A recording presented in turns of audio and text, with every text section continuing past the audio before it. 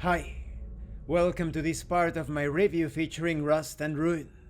If you haven't seen part 1 of my review, featuring this tabletop RPG, powered by Dungeons & Dragons 5th edition in a grimdark style, please check out the playlist in the description below.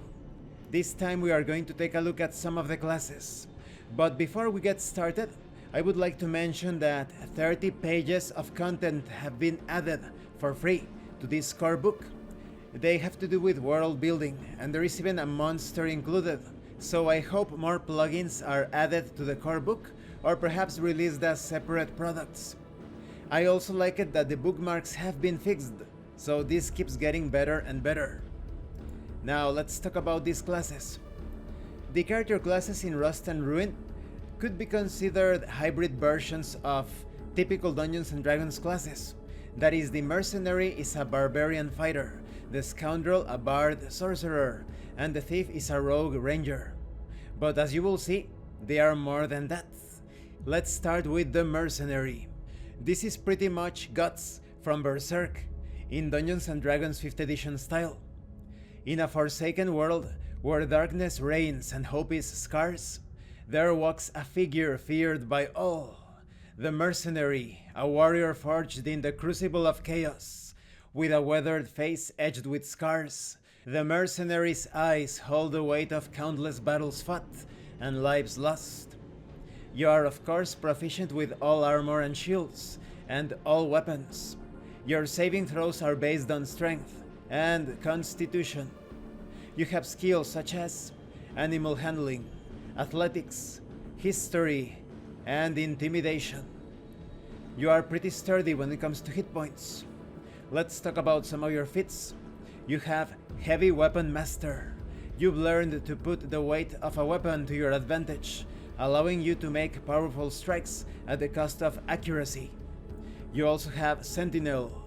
You have mastered techniques to take advantage of every drop in an enemy's guard, gaining several benefits such as when you hit a creature with an opportunity attack, the creature's speed becomes 0 for the rest of the turn. Or the creatures provoke opportunity attacks from you, even if they take the disengage action before leaving your reach. You also have Tough. Your hit point maximum increases by an amount equal to twice your level when you gain this feat. Whenever you gain a level thereafter, your hit point maximum increases by an additional 2 hit points. You also have Savage Attacker. Once per round, when you roll damage for a melee weapon attack, you can re-roll the weapon's damage dice and use either total. And these are just some of the many feats. As a mercenary, you have 2 archetypes or subclasses, which are the Slumdog Brawler, that combines the relentless fury of the path of the Berserker with the tactical maneuvers of the Battle Master. For example, you can punch while you are attacking with your sword, so now you can do 2 different types of attacks. When it comes to the Wild Echoes archetype, it combines the chaos magic of the Wild Magic Barbarian with the shadowy abilities of the Echo Knight fighter. Then we have the Scoundrel, who is able to charm and manipulate others to get what they want, whether it's gathering information, striking deals, or conning unsuspecting marks. Their silver tongue is their most valuable asset. You are proficient in the use of light armor and simple weapons, hand crossbows, bows, longswords, etc. When it comes to skills, you have things such as Arcana, Deception, Insight, and Persuasion. And you are somewhat sturdy in terms of hit points. Let's talk about some of the feats of the Scoundrel. You have things such as Charmer. Your natural charm and charisma have a profound effect on others. You also have Sneak Attack, of course. You have mastered the art of striking from the shadows. You also have Sorcerer's Origin, Wild Magic. You have a chaotic spark within you that unleashes unpredictable magical effects. And Sharpshooter. You have mastered ranged weapons and can make shots that others would find impossible. Concerning your archetypes, you have the archetype of Knife Artist. The Knife Artist is a master of close quarters combat, specializing in the use of knives and other bladed weapons. With swift and precise strikes, they can quickly dispatch their enemies and leave them bleeding. You also have the archetype of Manipulator, which focuses on harnessing their innate magical abilities and utilizing their natural charm to manipulate and persuade others. This archetype excels in social interactions and casting enchantment spells.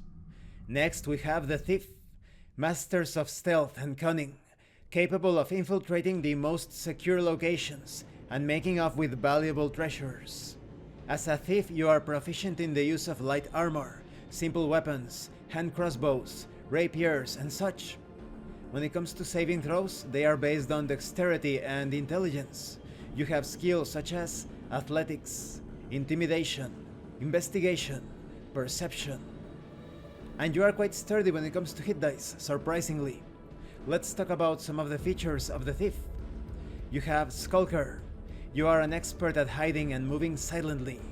You have Mobile. You are exceptionally speedy and agile. You have Durable. Hardy and resilient, you gain some benefits such as an increase in your constitution score.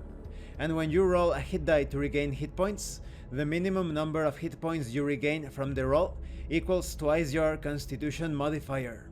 There is also Alert, always on the lookout for danger. You obtain benefits such as you gain a +5 bonus to initiative, and you can't be surprised while you are conscious. As a thief, you have the archetype of Lord of Vermin. The Lord of Vermin is a master of manipulating and commanding the creatures of the natural world, particularly vermin, such as insects and rodents. That's pretty self-explanatory. This is all about working with swarms of insects and rodents. And this concludes this part of the review. In the next part we are going to continue with the character classes. I love these character classes. In the case of the Mercenary, yes, you are pretty much a barbarian fighter. But when it comes to your choices of feats, the archetypes, you can specialize even further.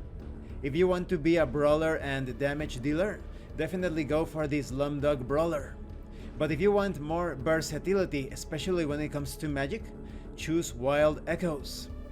Concerning the Scoundrel, this is all about manipulation, deceit, especially with the archetype of Manipulator. But if you want to focus more on dispatching your enemies quickly, then choose Knife Artist. Now the Thief surprised me quite a bit with how resilient it is. Not only do you have a lot of hit points, but you have feats such as Durable and Resilient, which adds to your survivability. And the Lord of Vermin archetype is so cool, you are going to feel like the Rat King, or perhaps an Insect King if you prefer to work with those sorts of vermin. Thank you for watching this part of the review, and thank you for your likes and your comments. If you have any questions or comments, please let me know. And thank you so much to those of you that are going the extra mile to support the channel. If anyone else wishes to further support the channel, the information on how to do that will be in the description below. And remember, roleplay solves everything. Once again, thank you, and see you later.